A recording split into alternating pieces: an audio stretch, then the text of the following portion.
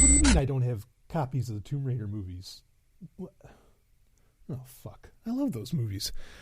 Ooh, the Golden Stallion, the man of tomorrow, Sabzu, the Rated R radio star, here with you for a little Patreon content. And what this is actually something that a very long time patron actually asked for. Well, so I had talked about this years ago on Sovryn Tech.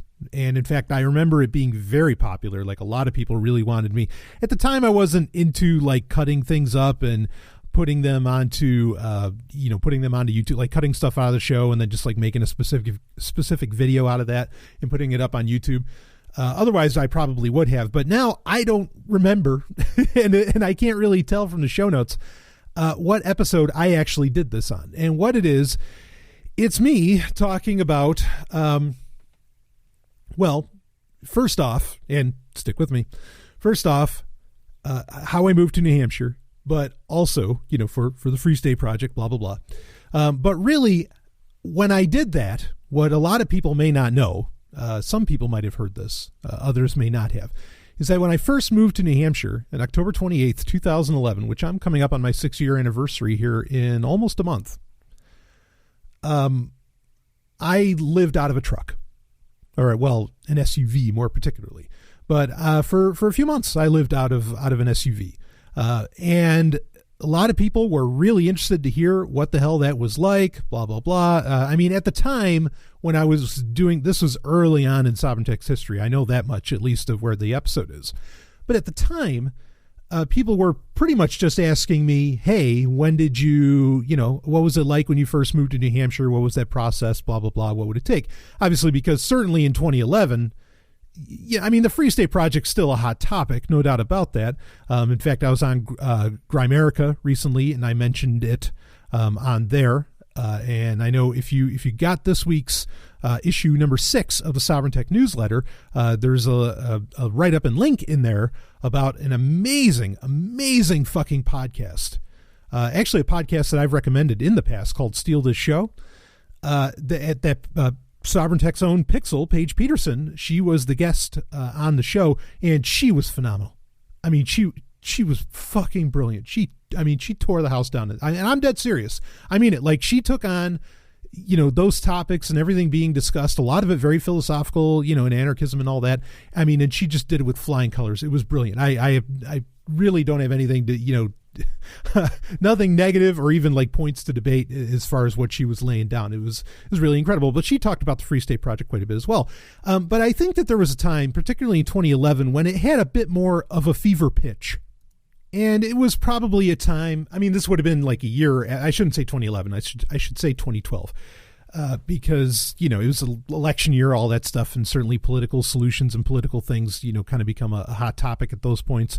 The Free State Project was definitely one of those things, at that stage. So, and that has a lot to do with, I remember that year, like Ron Paul came to New Hampshire and everything. It was all kind of a big deal. So the Free State Project was a, I think there was a lot more.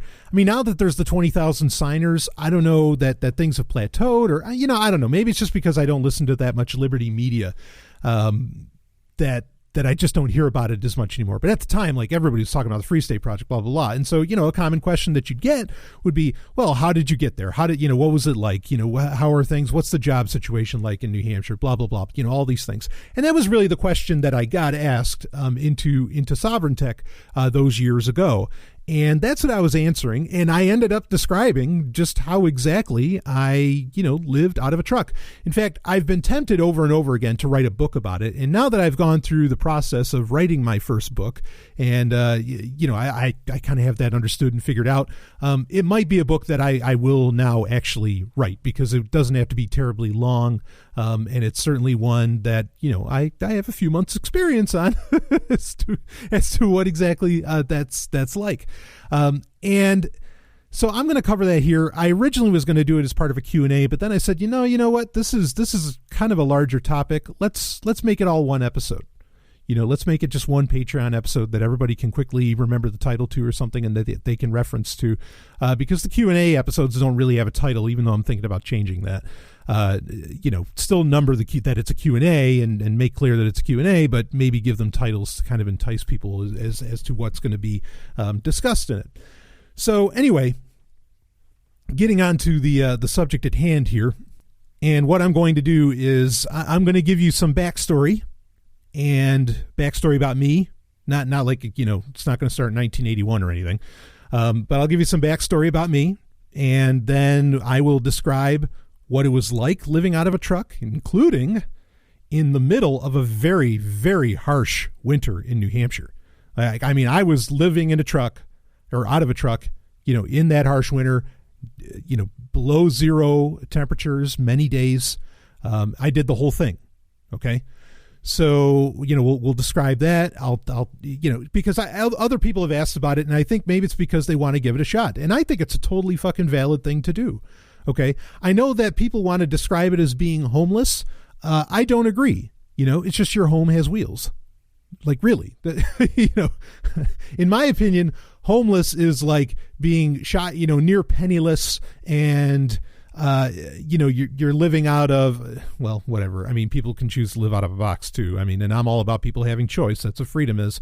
So whatever, I guess you could do that. I don't mean to shame anybody, but I mean, you have like income, and, you have something that could actually handle perhaps, those negative below temperatures. Maybe that I don't know what to say doesn't make you homeless, but I'm just saying that I think wanting to live, I know some people like live out of buses.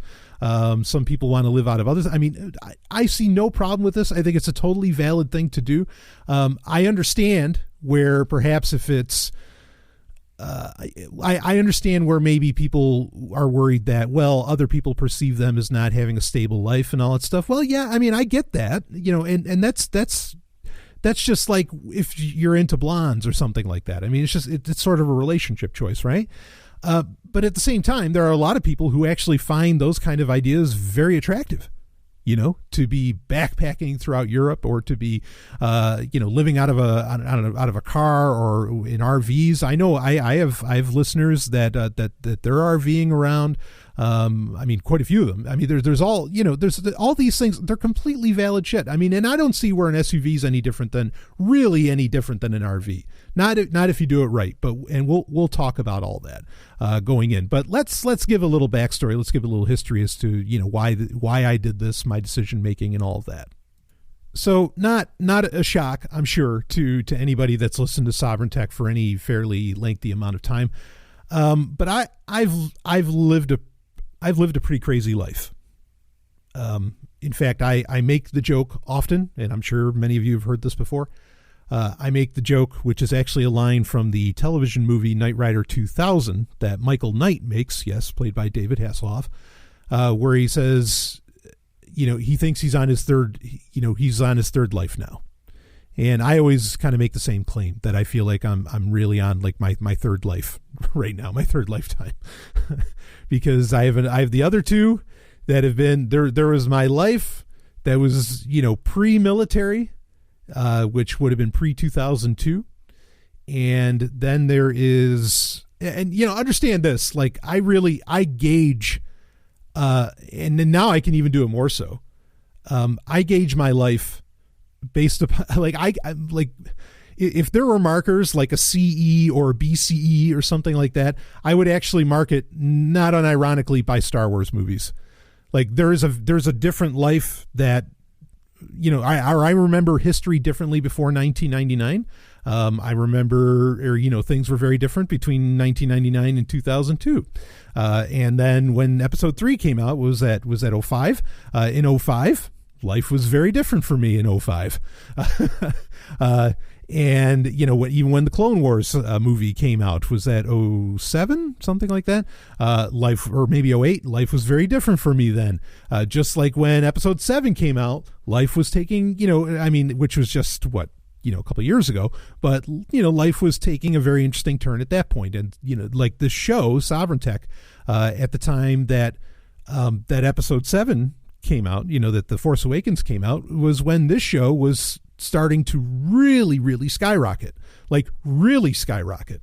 And it's very much in the form that it is now.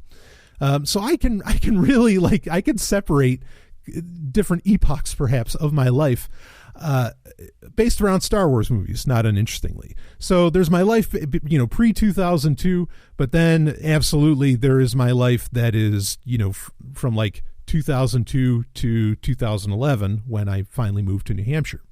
So anyway, my life pre-2002, again, I'm not going to spend a ton of time on this, but just saying, my life pre-2002 was, well, I guess I could break it up to when I finally became an atheist at the age of 17, and then from then to 2002. My life was, you want to talk about a hedonistic lifestyle? Holy shit. And I was traveling the world a lot. As soon as I turned 17, I got the parents' permission, I got my mother's permission, in that case particularly, to be able to, fly on my own, which you can do, or you could do back then at that point. I did a ton of crazy shit. I've told some of the stories that I at the time that I went through, like where I got kicked out of Canada, because I overstayed my welcome, and at the time you didn't really need a passport to even get into Canada. It was a very different situation because it was pre-2001, pre 9/11.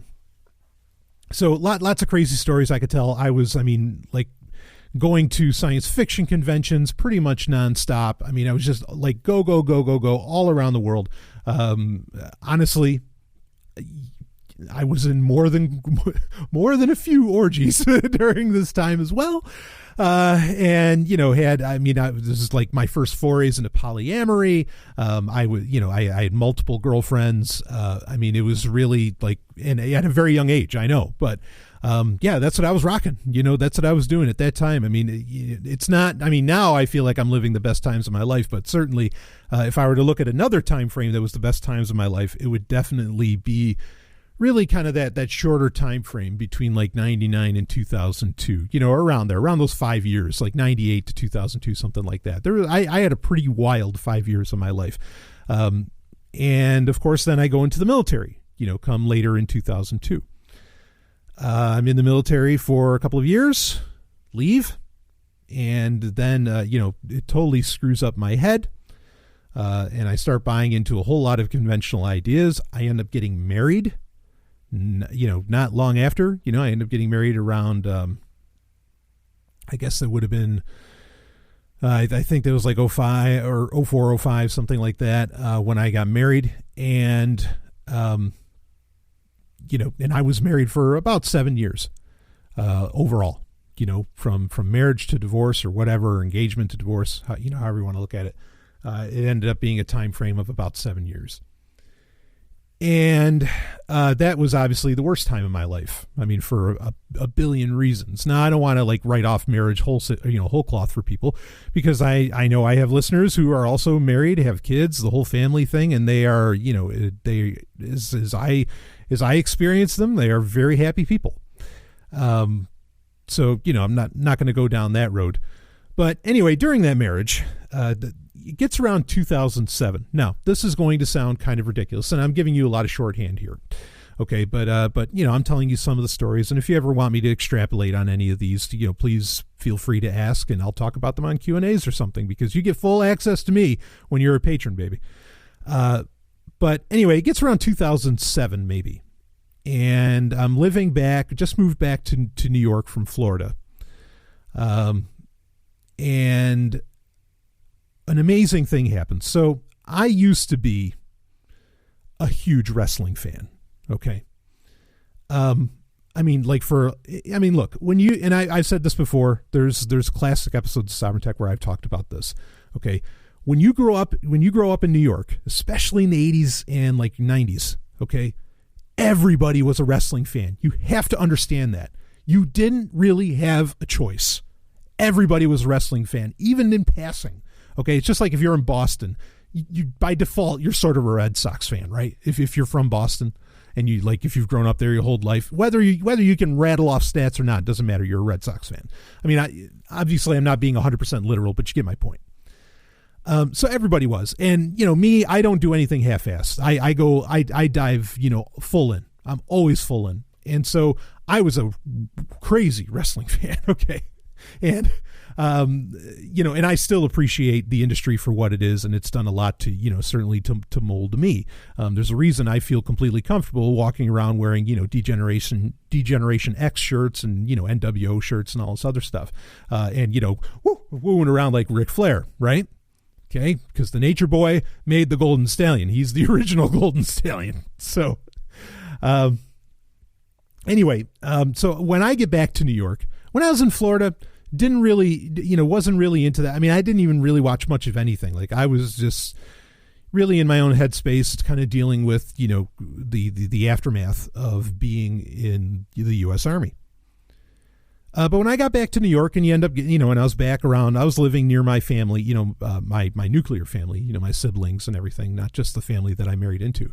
But when I got back to New York, I ended up doing that. And so, what does my family do? Well, they watch wrestling whenever there's a new pay-per-view. And so I would be going over, bring the kids and everything. I don't have any biological children. There were 3, the woman that I married had 3 children already, and she had them at a very young age.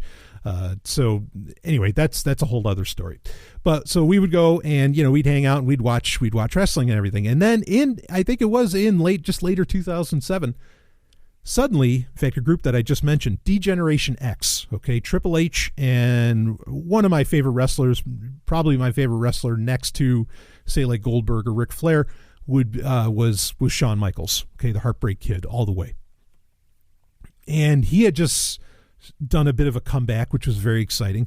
But then they were really coming back as Degeneration X.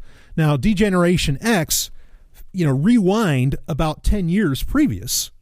And, we're talking like 1997 here, 97, 98. They were one of the, seeing them, this was a group of guys and a gal who, well, sometimes there's a few gals, that they were having this really great time, right? Like, they were rebellious and all this shit in the wrestling ring. And seeing that as a teenager, seeing them have a good time, especially with the ladies and all that, like I watched that and I just, forget about the Hulk Hogan days, and the Macho Man, and all of that. And even some of the big names, who were around at the time. Of course, I mean, let's not talk about Duke the Dumpster Drosy or anything, but seeing them do that, I was like, I want to live like that. And that was, I cannot, between Degeneration X and my favorite author of all time, Harlan Ellison, between those two, I became an atheist. I got the fuck out of the Seventh-day Adventist church I was going to, became a total metalhead, even though I was already kind of groomed for that because of my older brother, who's a really rebellious individual. But that's a relationship I'd have to talk about, another time. But like that just like, click, or the light goes on. It's like, no, I want to do that. I want to be like that. Okay. And so at the time I started working on doing all that stuff, whatever. Okay. And I start living it up a bit. So, that was really transformative to me as a teenager. And so when this comes back, when this kind of returns, I know you think this sounds cheesy or cliche. It doesn't matter. It mattered to me. Okay. I don't care what it matters to you. When this came back in 2007, the light went off again. And I said, you know what? I used to have a good fucking time. I used to have a fun fucking life.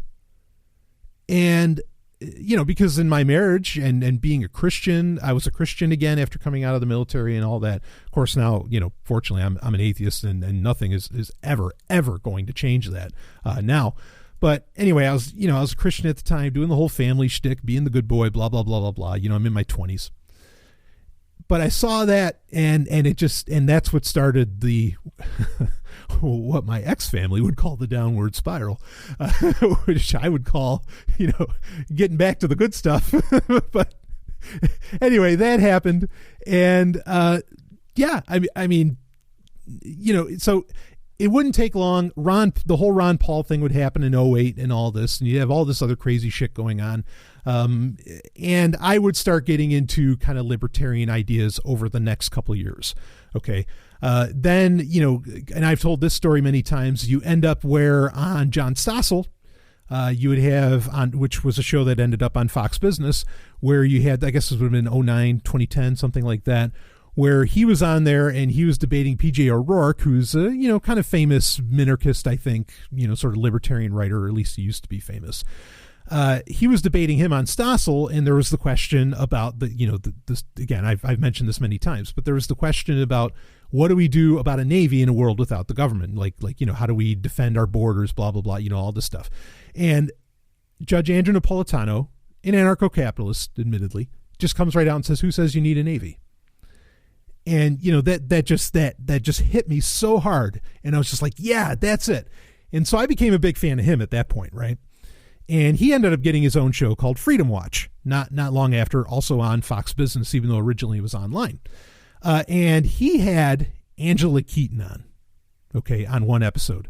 And she comes on and she sounds amazing. I mean, just brilliant in her presentation. Like, she's laying out facts. I mean, she's just dropping them like yesterday's newspaper. It was phenomenal. And she's there, triple black. She's got the leather jacket on. And, well, anyway, I could tell that she was Jewish, but and at the time that might have still meant a little something, to me, because of course I'm ethnically Jewish, but whatever. Anyway, she looks amazing, looks fantastic, and she's just delivering these truth bombs.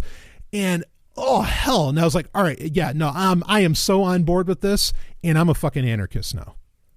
That's really what did it. I mean, Judge Andrew Napolitano, kind of sounded the alarm, but as far as the person that really got me over the edge, I mean, it was totally Angela Keaton. And I don't know if I've ever even, I've talked to her a few times and we've hung out, but, and I have all the respect in the world for her. She's just one of my favorite people on the planet.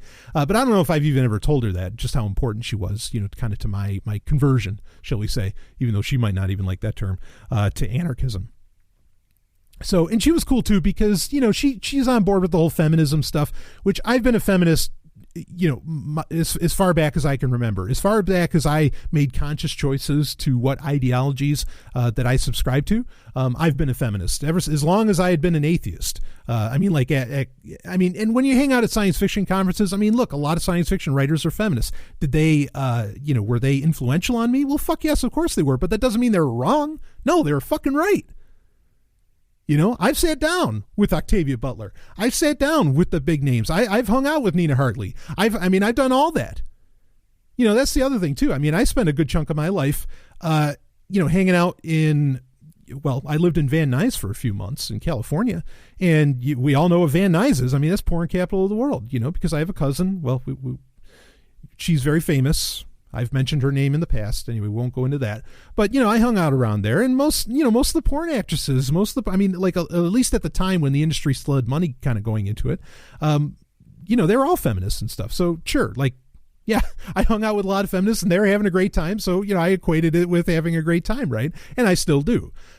So anyway, so that was very attractive, that Angela Keaton, had these feminist leanings and statements and stance and everything. That was really powerful. So she made it, okay, yeah, well, not all libertarians, need to be like these conservative asshats, right? Okay, they can be, you can come from either the left or you can hold some of these more, liberal or radical ideas, and you can still be a libertarian or an anarchist or things like this. Because, I came from like I said, I'm ethnically Jewish. I come from a big Jewish family, and it's a big Jewish family of New York Democrats. That's what I come out of. So anyway, she kind of, I felt like she really sort of gave the permission to oh, no, you're accepted here. And there's relevance to that, and I'll describe it as we get into more of this. So anyway, so I have my kind of awakening, and over the years, in maybe around 2010, I finally, really solidified, no, I'm not a Christian. What the hell was I thinking? The fucking military fucked me up. I'm so pissed. Now, I'm an atheist. I'm an anarchist, and I'm a hedonist, and I want to be happy, and nothing is going to get in the way of my happiness. Nothing. And that's the conclusion I came to. So in 2011, in May of 2011, actually, I tried to leave and get a divorce, the whole thing from my family. I got guilt tripped into not doing so.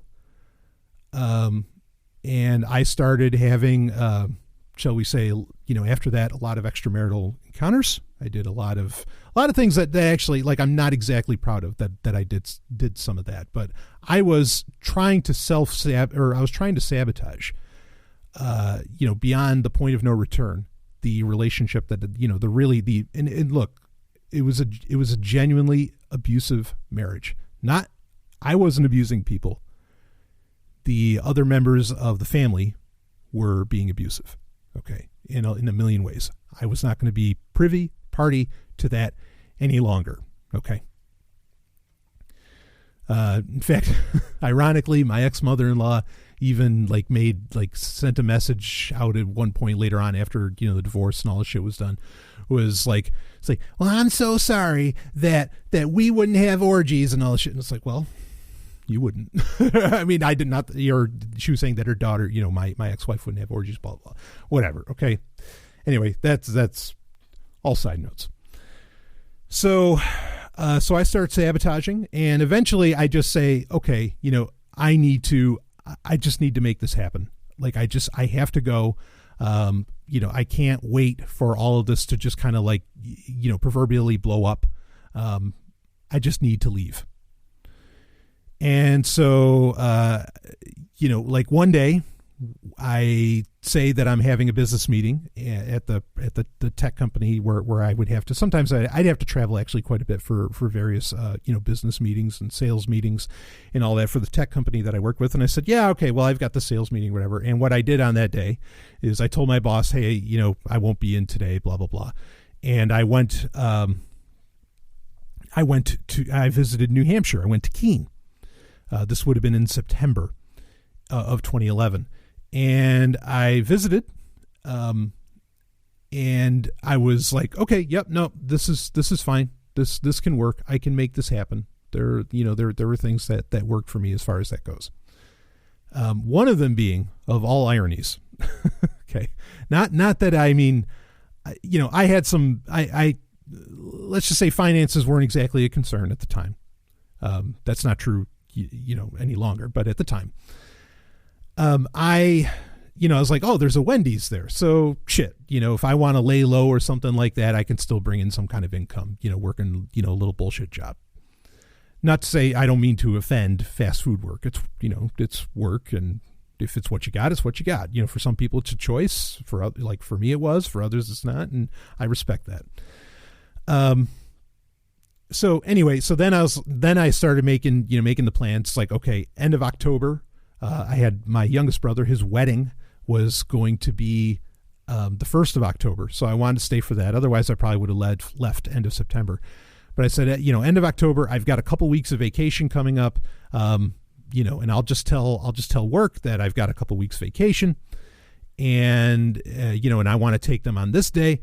And then, and my idea was, and then I'll leave. And so anyway, I ended up having the conversation saying, look, I'm going to leave. I have to go, a couple of days more or less before I did it. And I left, on October 28th, 2011, in the middle of a really one of the worst snowstorms that, in recent memory, that the Northeast had.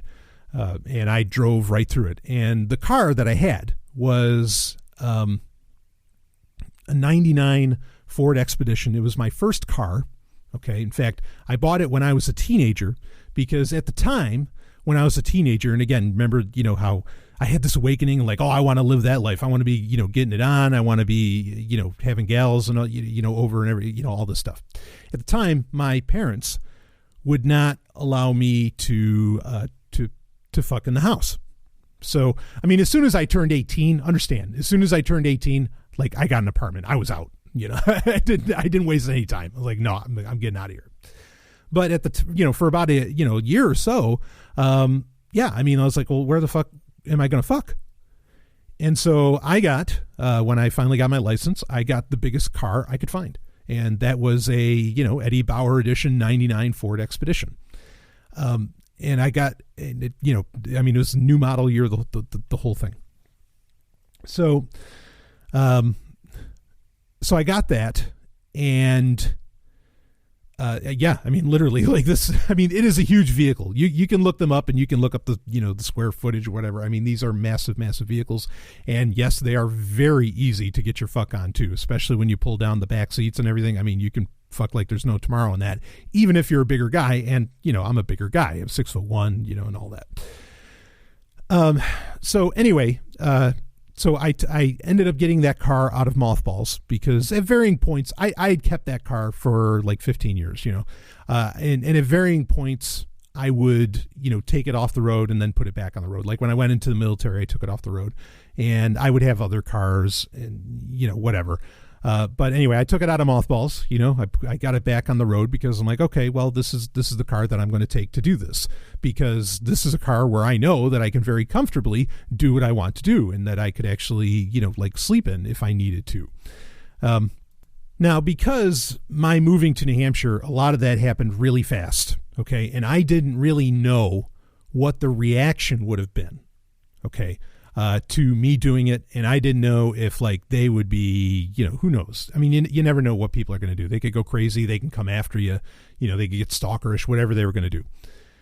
So I, and I knew I was going to move to New Hampshire for the Free State Project because I was all excited at the time. Like I said, newly minted anarchist, right? And just like really, really into the stuff. And at the time, the people in New Hampshire were leaning far more anarchist as well. There wasn't so much political action. That's sort of just begun becoming a thing when I moved. I'll talk about that more in a little bit. Again, this would have been 2011.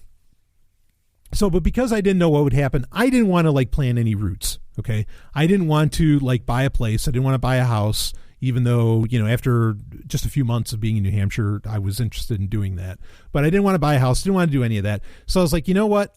I'll live out of my truck. I know what it's like to travel crazy and to pack really light. I can do this. I can make this happen. Okay. So now step one to understand in all of this, all right, is that, it really does help to have some kind of a nest egg of money, okay, or something, some kind of access to money, whatever it ends up happening to be, because if you're moving somewhere to do this, you might not get a job for a month or two, you could starve, right, or maybe not starve, you might just go dumpster diving, but, you could end up, you could run into some degree of trouble. As far as supplies that I ended up buying to do all of this, outside of already having the large SUV, I probably spent maybe like $300. And the biggest expense in all of that was buying a very, very nice sleeping bag. That was the most important thing, just straight up. I knew it was coming, that it's going to be, I had an idea that it'd be a rough winter, reading Farmer's Almanac. And I was like, no, I have to have just a phenomenal sleeping bag, one that's rated. And you can get these, and they're $100 for a sleeping bag isn't crazy town. Believe me, it's not. You can spend thousands on a sleeping bag if you want. Okay. But for around $100, and sometimes you can find them for even less, you can find a sleeping bag that's rated for like -20 degrees Fahrenheit, so below zero, so it can handle that. And that is positively quintessential. If there's anything you take away from this, you have to have a sleeping bag like that. It's a good idea to have a sleeping bag like that anyway. Okay. But that's what you need to have. All right. So that was number one. So as far as like some stuff, just things that I collected over, I mean, I'm okay. Like I can live a very minimum, in many ways I still do, other than what you see, in the studio here. If you ever see video of me recording in my new studio in the BDSM, the Brian's Dungeon of Sex and Magic studio, there's a lot of stuff in here, but a lot of that is very new, and like fairly new. Like I really can pack light, and especially now, this is another point to bring up with all this, because now we're going to start discussing, we'll talk about moving to New Hampshire and all that, but now we're discussing kind of the practicality, okay, of living out of a truck. One of the things that really made this whole thing like a little more pleasing and possible is the fact that like almost all entertainment is electronic now, is digital in some way. Like I had a TV tuner, okay, for my I had a TV, a little TV card for my laptop, where I could sit in the car and, I could watch, like at the time, I remember, in fact, I took a picture of it. I was watching Terra Nova, which was a really cool show by an old friend of mine, Brandon Braga. that, I watched that, and, I watched that just over the air, HD. It was nice, right in the back of my truck, or, right in the back of my SUV. So, yeah, I mean, that's something to really consider, is that the fact that, you can get all, like, if I couldn't get comic books in a digital form, this might not have been as appealing, because, like, I have to have my comic books. Well, I don't have to. Okay. And I do know what it's like to rough it. Okay. I have been in Afghanistan. But anyway, so, having all this stuff digitally is just, it's such a help, having all these, having ebooks, and the fact that also helpful is that you can get away without having a console today. Like, a PC, you can play, almost everything comes out for a PC. Like, I'm a big video gamer too. And, you can play just about anything, on a PC now. So the fact that all of your entertainment, that's the easy part, because all of that can be had, or most of it anyway, can be had in a digital format that doesn't take up any space, and that you can literally, lug in a very small form factor in any bag that you have. Okay, so talking about entertainment, I don't know that there's a whole lot really, to say about that. As far as powering that entertainment, well, that's another conversation to have. But I'll save that for a second. So anyway, I guess first thing is that, yeah, whatever vehicle you choose, get as big as you can. Get as big a car, big a van, big a SUV, whatever. Get it as big as you can. And SUVs are obviously really nice for this. And there was a while where SUVs, you could have them really cheap because, gas scare prices and all this different shit. But, I'll tell you, something that might even be better than an SUV, but maybe not as sexy, and there's something to be said for being sexy, because, you're still going to want to get in relationships, right? I assume, I wasn't planning really on getting into relationships or anything. I planned on, here and there, I'd probably, get my freak on, and, someone would want to have a little fun, but I wasn't really planning on any relationships. Of course, meeting the lovely and hyper intelligent Dr. Stephanie Murphy, and, her asking me out changed everything as far as that goes. But I'll tell you, like a minivan, like a Dodge Caravan, like a 90s or aughts Dodge Caravan, or even, what is it? Is it the Odyssey that Honda makes, where like it's a rust-proof car?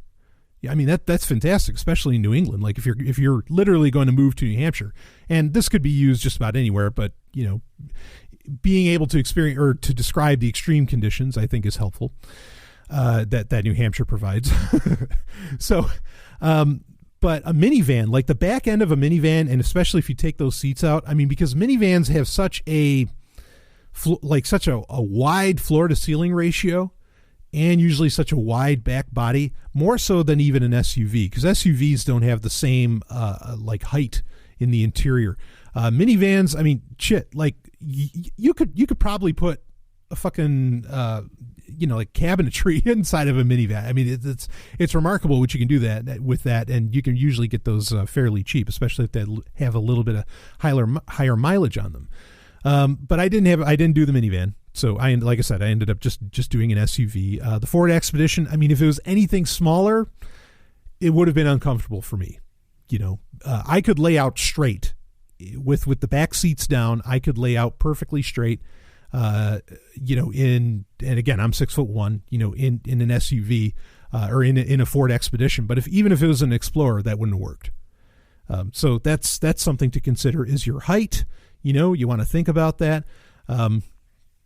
Again, as far as sleeping goes, it was just me in the back I didn't put down an air mattress or anything. That's certainly a possibility as well, but I didn't do an air mattress. I like a good hard floor to sleep on anyway. It was just me on a sleeping bag and a pillow. That was it. And if I was going to go if I was going to go drive around or visit some people or something, in New Hampshire, I'd roll up the sleeping bag, it's in the back of the SUV, and, I'd put the back seats back up, and I would drive on, and away I go. Everything I owned. So I had to sneak some things that I wanted to keep. Okay. I didn't get to finish this point earlier. I had to sneak some of the things that I wanted to keep. Like I would sneak them away to my job. Okay, back in New York. And then on the day that I was going to leave, I just put it all in the back of my Expedition, of my Ford Expedition. And it took up, like, I took up one side, you know, like imagine the entire back end, okay, the entire back end of the Expedition. I slept on one side of that. On the other side of that Expedition was the few things that I brought with me, like some rare books, and some other things. And, like, you know, that's where I would store some of the, like, my clothing would all be there. My clothing, all of my clothing. And it's very helpful. This is one of the things that I knew. Okay. Understand that I wear triple black as a style. Okay. It's a style, and it's been attached to me now. Like, people just know me for that. Okay. Triple black, meaning everything I wear is black. Underwear, the whole thing. Okay. You know, socks, whatever, it's all black. The only thing that I have that has any color are, like, my scarves. Now, I learned this when I was a teenager, and I was, like I said, when I was doing all that world traveling. That's why I gave you some of my history. I learned then that if you wear all black, you can get away with wearing sometimes the same sets of clothing more than once, or, you know, more than one day. There's just a lot you can get away with, and you don't have to pack as much if you're wearing all black. In fact, like, say you don't have access to a washing machine or something like that. You know, if you're wearing all black and you don't get too much of a sweat on you, you could easily take something off and then wear it again like 4 days later, and, you know, nobody would know the difference because you're just wearing all black. I mean, that's the thing, is, again, you know, nobody knows, is he wearing the same thing he wore yesterday, or is it is the same thing, but it's just a new set of clothes that he put on today? What's the deal? So wearing all black is just an absolute survival trait for this sort of thing. Okay. It's a great style too. And I mean, there's a lot of advantages and a lot of, like, psychological advantages that you can read about of wearing all black. You know, makes people think you're more smart, you know, more intelligent, stronger, you know, perhaps more authoritative. Or not that I'm into authority, but you know what I mean. So that's, you know, that's something, you know, that goes for you. Okay. Is all black. And so I could, in a very small bin, I could put all of my clothes, and it was no problem. You know, and I would just go to, now, how would I go about washing those clothes? Well, I would just go to a laundromat, because, again, I just drive in my car, and everything I own is inside, or, you know, my SUV, everything I own is inside this SUV. It's really, believe me, like, it's a very freeing feeling that you're not attached to anything. Okay. Like, I mean, there's total advantages to that, and to having so little. I mean, like, one of the other advantages of wearing all black, or what people these terrible success bloggers will tell you, but I kind of agree with them on this one, is that having a uniform, like, eliminates the decision making of, oh, what am I going to wear today? Blah, blah, blah. Because that can be a drain, you know, and with this, you don't have to worry about it. Okay, so you know, my clothes were all in the back there. Again, a few belongings, not that I really cared about that. My laptop, but, you know, my smartphone, which I had, like, I think I had was it LG? Was it LG that made the Optimus 5, which was this just, like, sturdy as hell phone, phenomenal. But anyway, I had my phone, you know, and I had my Kindle. Well, no, I didn't have. I got rid of I had a Nook at that time, but I ended up giving that to a friend. Anyway, so yeah, that was it. It was just my laptop and my smartphone, pretty much. And those were my belongings. You know, that was the short and sweet of it. I would have some physical books, but a lot of books I would just end up reading on the Kindle app on my Optimus 5, which I put an extended battery in and would last for days, which that's kind of that's sort of a different thing. In fact, let's segue into that. How do you power these devices you have? Say maybe you have a Kindle, which that isn't so much concern, because, you know, you don't have to power that as often. Say you have a Kindle, say you have like a Nintendo 3DS or something. You have all these different devices, or you have an iPad or a tablet, whatever. You know, how do you go about charging these things all the time? How do you go about perhaps internet access if you don't have, like, an unlimited wireless plan, which I did, or, you know, an unlimited data plan through your mobile network, which I did not have at the time. You know, how do you, or at least it wasn't unlimited, like 3G. It would throttle back. I was using Virgin Mobile when I first moved to New Hampshire. So how do you handle all of that? You know, how do you make all that work? Well, here's the thing, and there's like a lot of moving components to this. Okay. One of the ways you can charge this stuff is by, having an AC power converter. With a smartphone, it's not a big deal. You can get, something that'll charge it in your car anyway. But as I would drive around, and the car was running, I would charge my devices, bottom line, whether it needed an AC adapter like for the laptop, or, if it was just something that plugged into the cigarette, lighter for charging the phone. I experimented with like solar batteries and all that stuff, in the car. And they were nice in a pinch, but none of them were really that practical to do anything like that. Today might be different. Today, because now, you have companies like Anker and these other ones that are Kamashi that will make these battery packs that can charge your phone over and over for days. If those were more of a thing back then, I definitely would have taken advantage of those back in 2011. And some of those have like solar cells on them, and that all can get very interesting. And now you have laptops today that could literally be charged by those same batteries. So that, you're in a much better position as far as power goes to power all of your devices and to keep them charged and to recharge them, etc. But what I would end up doing is that I would go, and me being a cheap bastard, certainly at the time, I would go to, I would park at a McDonald's, okay? And I would stay at a McDonald's. I would use their Wi-Fi. That's how I would get internet, okay?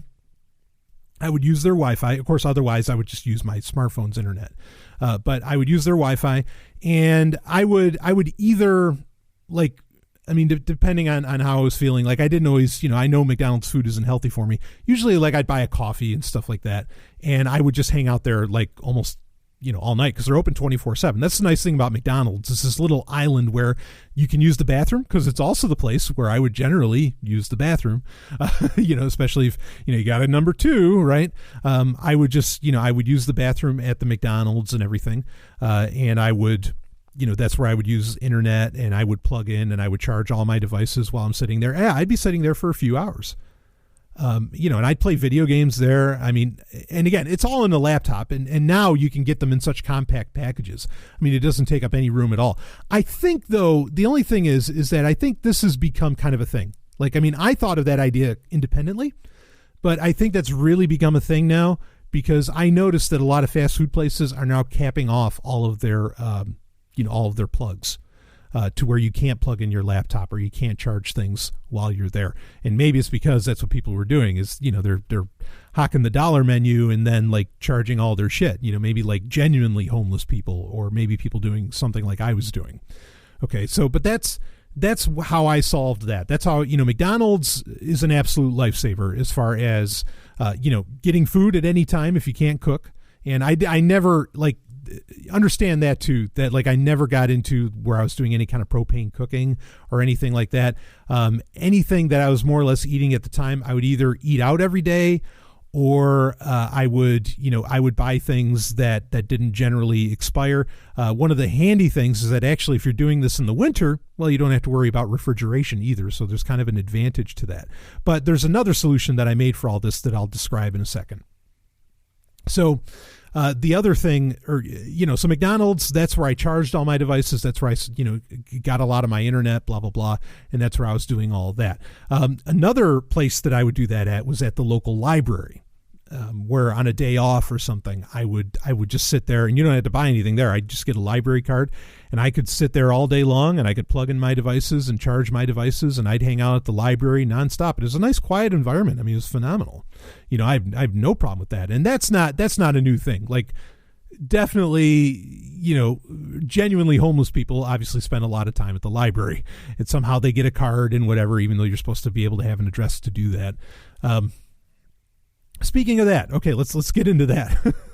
Not a whole lot of structure here, but I hope there's a lot that I'm laying out that you find interesting. As far as address, in Keene particularly, there's a place called Shipping Shack. Okay, and these are just places that they don't register as a P.O. box, but it's just, a place with a bunch of mailboxes, like a UPS store or something. Okay, if you can find like a local one that's been in business for a while, there's your address.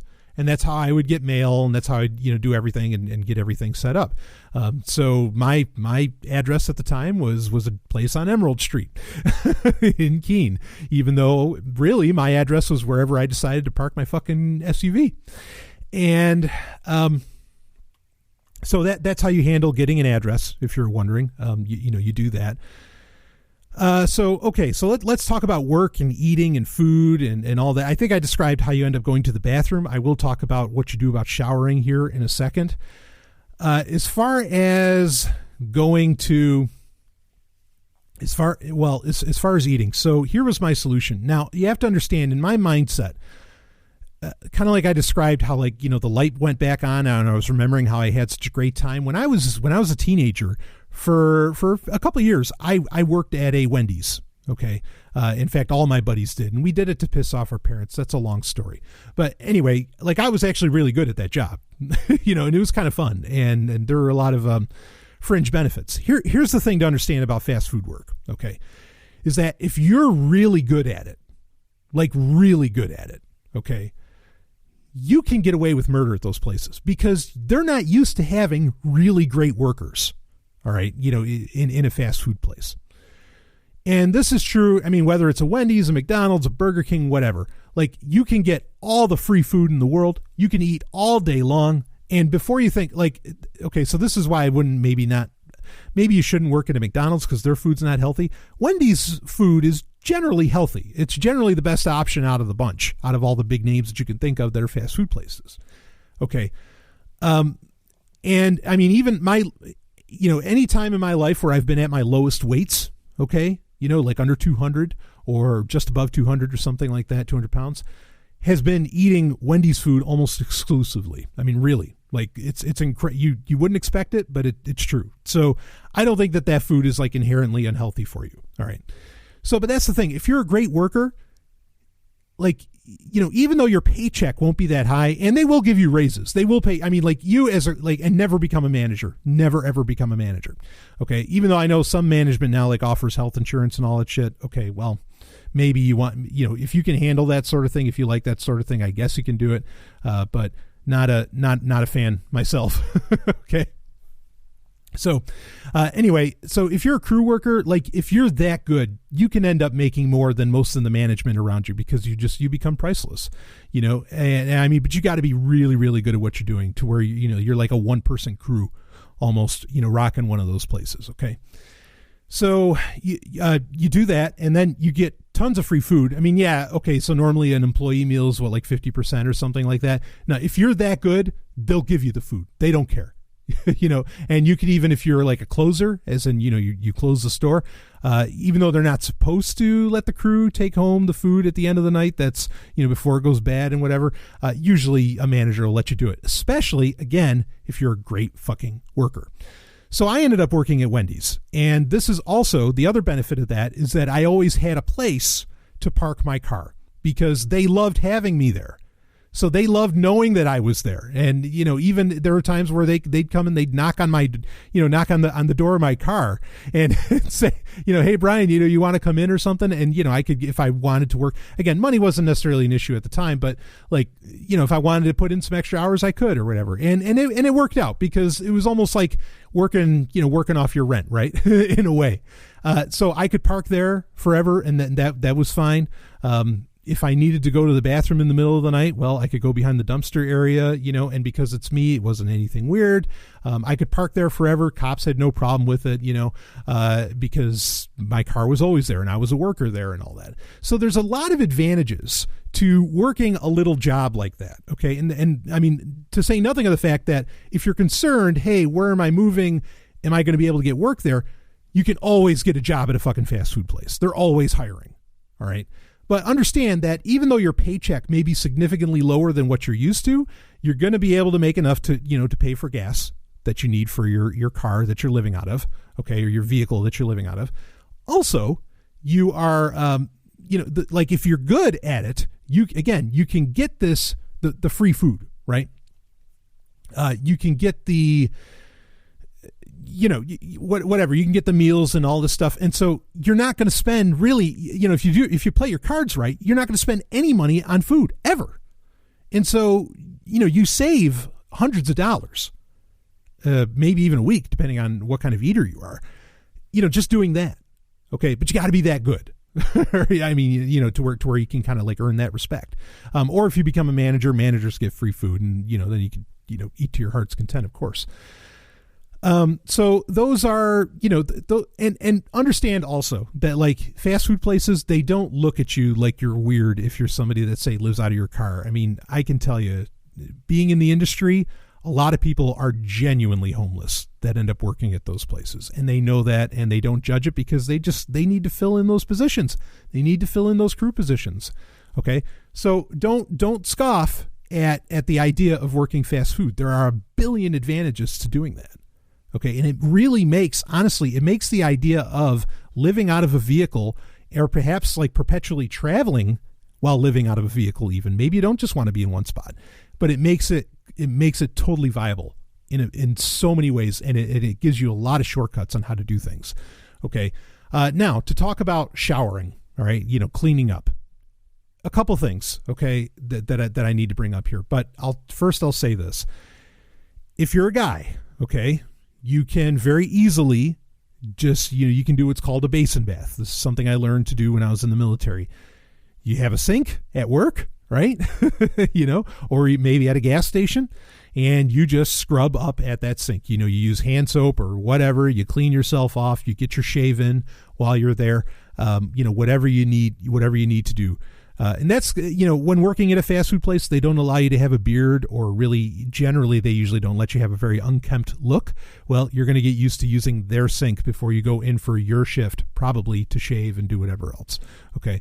So that's something to think about. Or again, you could do it at a bathroom, at a gas station. Admittedly, it would, because I'm bald, and I always shave my head bald, that is one less thing I need to worry about is bad hair days. Never have them. Okay. So just shave every day or every other day, and I'm good, Now, problem is that for women, this isn't so easy. Okay. Because, for a few reasons, hair care is a different situation. I mean, you can cut your hair short, or hell, women can shave their head bald, and I think they look just gorgeous. Short hair, even bald, you think Persis Kambata in Star Trek The Motion Picture, holy shit. Lieutenant Ilea, hell yeah. You can do that. Okay. But admittedly, yeah, you've got the time of the month that comes up, and that requires a different level of hygiene than guys have to worry about. As far as how to solve that, it's not something I've really thought about, and it's not out of disrespect. I don't, it's not something I've really thought about. So, that's something to consider, like that you need greater, perhaps, bathroom access. Than a guy does. The guy can just, women can, go behind a dumpster too, but not when it's, that time. All right. So not when it's Shark Week, right? I say that with respect. I hope you know that. So keep that in mind. But another possible trick is, and another kind of business to take advantage of, much like you're taking advantage of working at a fast food place like Wendy's, spending time at McDonald's to get Wi-Fi access and do whatever else, or hell, even Starbucks. Starbucks works too, right? The only thing is Starbucks usually is, most of them aren't 24/7. If you have a gym around you that like doesn't have a crazy membership fee, this is a great thing to take advantage of for a few reasons. Also, even better is if it's a 24-hour gym. Oh, hell yeah. That you struck a gold mine. Okay. Because at the gym, you can get your showers in, you can get your shaves in, and you can work out every fucking day.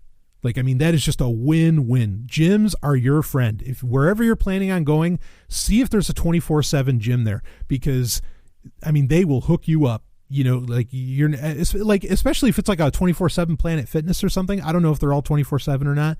But they have like food days there, right? Like they have pizza day and all this other stuff. So, you could be rocking your food too with your gym membership. Then it totally becomes worth it, and every day you just go there and, you do your workout and you get in your shower. That's tremendous. Like a gym. You're totally going to feed off of, perhaps if you're working at a fast food place, or if you have another job, that's fine. And if it's a well-paying job, then, you don't have to worry about getting free food. Or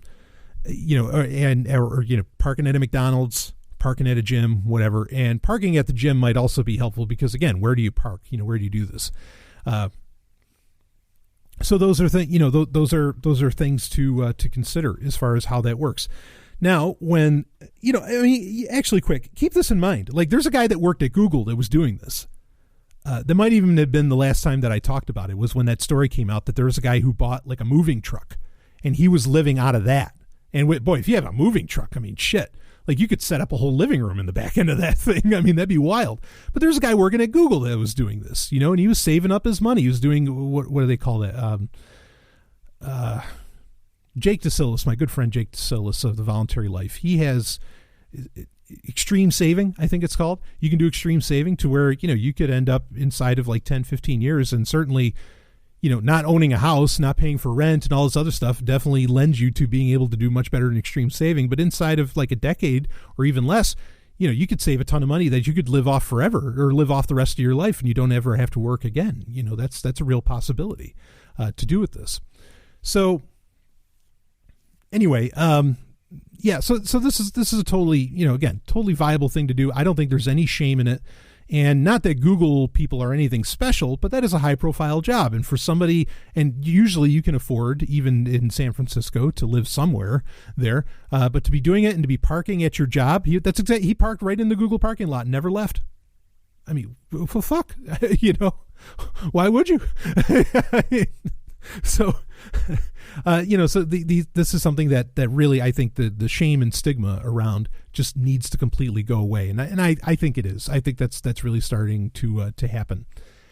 So anyway, where was I? So we talked about showering, talked about electronic devices and entertainment and all that. We talked about how you get internet, shaving. What do you do about eating? So let's talk a little bit about the winter. Okay. The winter, like I said, the winter that I was living out of a truck and that I was living out of my SUV in was brutal. It was constant. It was very, like many, many days where it was below zero. Okay. You just got it. You just have to live through it.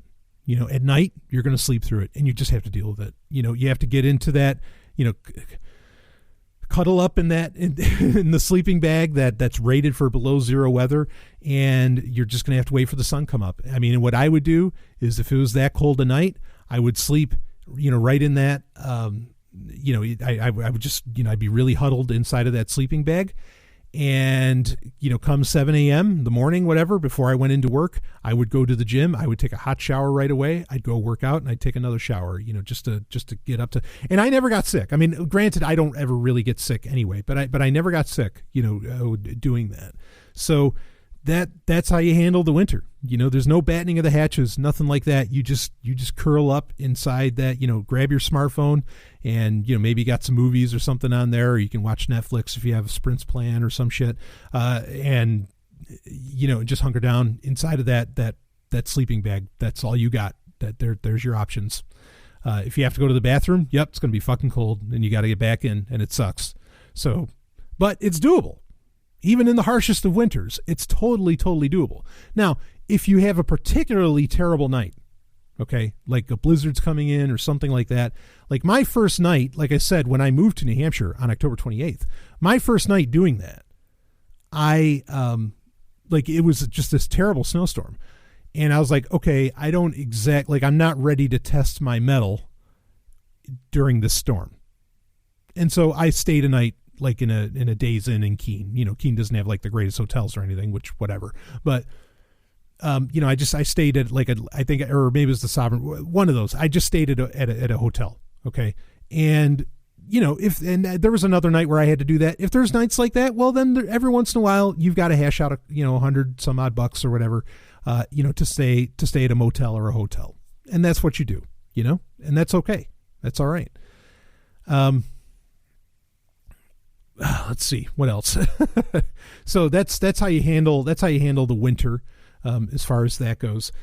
I mean, a lot of times you don't want to just like stay in your car all the time, but I think that this is actually a very helpful thing because it really inspired me to just get out and walk. Like I learned, the town of Keene in a very short period of time.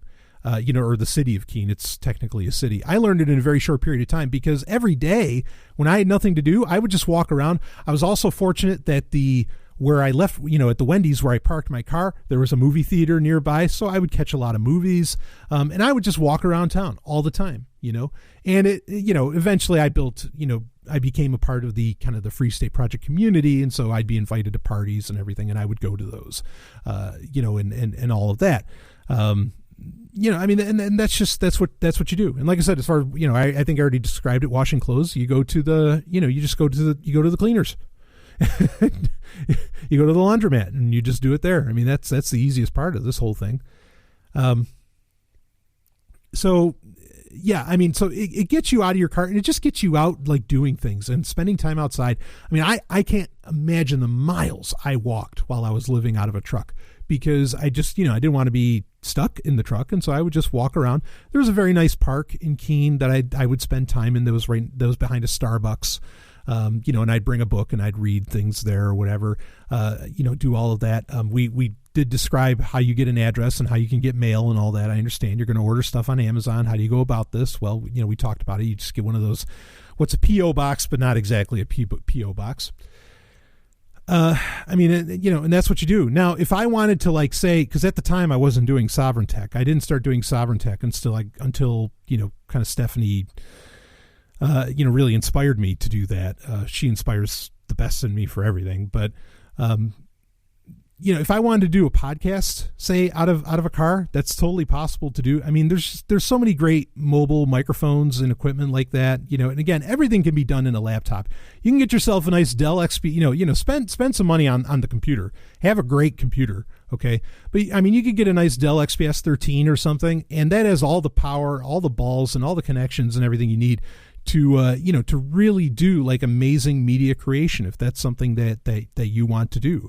Like, say you want to do road trips where you're media creating. I mean, you get a nice microphone and you have a great computer and you're all set. You've got a studio with you wherever you go. And here's another thing. Cars are acoustically designed environments. They're designed like they're almost as good an environment as any studio. Stephanie, when we're traveling, sometimes she will record if she needs to do an emergency recording for a client for voice work. She'll do it inside of her car because it's as good as any studio. And this is true for just about any car, as long as you have all your windows. So, so like if you wanted to get into that sort of thing, your car's a great environment for that, So that's how I did it. I did it for a few months. Obviously it was easier when it wasn't the winter, but the winter had its own advantages, as well, like including the fact that you could kind of pick up your own food and you didn't have to worry about refrigeration, or anything, anything along, those lines. You want to have a big car. It needs to be a big car. Okay. I can't tell you how important that is. Unless you're like a really little person, then maybe you can get away with a smaller car, but the bigger the car, the better as far as that goes. So, and again, I had no problem. I mean, the nice thing is that when you're involved with like a liberty community, you're generally dealing with people that are kind of outside of the norm anyway. So if they find out that you're living out of your, SUV or something, they don't see it as that odd. They're like, oh yeah, well, okay. And especially if it's something like the Free State Project, they're like, oh no, we're just glad we have another body here. I got in with the community very quickly. In fact, because I was, my history was as a Democrat, I got asked very quickly, hey, would you like to go to various, Democrat political meetings and, kind of try and inject the libertarian message and maybe even run under, like, as a politician under the Democratic Party and everything in New Hampshire and all that. I wasn't interested in that sort of thing. But, I checked it out once and I had the credentials and I could speak the lingo. And, so I went to like one Democrat political meeting at the local library and all that when I was here. So it's nice to have friends when you can get here. But granted, a lot of people, their tribe, for lack of a better term, and I'm not saying I necessarily like that term, but, for a lot of people, it's all online. And you can buy phones now and battery packs and all this that can last you for days, and you can communicate with people to your heart's content, as needed. And again, I mean, even if you want to, get some love on, you can either go to their place, or if your car is big enough, you can make it happen in your car, or you can go do it in the woods or something. I mean, nothing wrong with that, by no means. So, Yeah, I mean, you really want to get into like that minimalist mindset. You want to have as little possessions as possible. But again, you can still have actually a lot of possessions. You can have, millions of books, millions of movies, all these movies, all these TV shows, all the entertainment you could possibly ask for. But it's just going to be on your computer, and so if you can get used to that, then, you're gold. I mean, Netflix might not help you too much just because you may not always have an internet connection. I mean, because, well, all right, you say you can tether it to your smartphone, but then you can't always charge your smartphone at the same time, especially if you're not plugged in somewhere. So because there's going to be times where maybe you can't go to the library, maybe they're closed, maybe McDonald's is closed or something, or you can't spend all 20 or however many hours you're awake, 16, 19 hours that you're awake in a day. You can't spend all of that in McDonald's. Come on. So I mean, or maybe you can get a friend that you could hang out at their place for a while. I don't know, but there might be days where you're going to have to spend some time in your car. For weather or whatever other, holiday or whatever other reasons. And so, Netflix might not work for you. It's another reason that I've always been very much into having local copies of everything, because I may not always be online, and that was certainly true when I was living out of my truck. So it's totally doable. I agree there may be extra challenges for women that I don't exactly, know what the most efficient and best ways to go about that all are. Women certainly would, I think. So how to solve those problems. But yeah, one day I left New York and I moved to New Hampshire. Granted, it wasn't a long drive. It was only, 3 or 4 hours, but it was a real life-changing experience. And living out of a truck, I felt no shame in it. None. I was just like, I was so happy to be free, and I felt a ton of freedom, not having to worry about a house, not having to worry about all these other crazy things. All I had to do was, make sure that this thing, the 4 wheels were good. And, and fortunately also I'm very knowledgeable about repairing cars. I still do car repair work as needed. Like I've done on Stephanie's vehicles and everything. So, or whoever else needs it, I've done it in the past. So that, that helps too. If you actually know how to repair your car and your car is repairable, because you could really run into a problem if a car has to be in the garage for a couple days and, oh shit, that's my house. Right. So maybe getting an older vehicle is something to consider, as far as that goes, one that you can, decently repair. I mean, I hate it. I had my ex-wife convinced me, and if I was more solid in that time between May 2011 and October 2011, when I finally moved, if I had known that like I was really going to move and get the hell out of there, I would not have taken my Expedition. I had a 73 Ford LTD that I ended up selling because my ex-wife hated the car and I was trying to placate her after I left the first time. And I was like, all right, fine, I'll sell the car. And, I wish I didn't. I would have taken that to New Hampshire, and the back seat of that, wouldn't have been as comfortable as the Expedition, no doubt, but I would have dealt with it because I loved that car so much. I hate the fact that I got rid of it. But anyway, what can you do? So, but my Expedition served me well. Eventually I think it was the engine. Eventually the engine went on that, had over 200,000 miles on it when that finally did happen. But by that time, I was, Stephanie and I were madly in love, and of course we still are, and we were living together at that point. So it wasn't a big deal. And I just, I sold it off for, junk and parts and all that. And that was the end of my first car, or well, more or less my first car. And now very happy, of course, being able to do all the things that I can do inside of a house.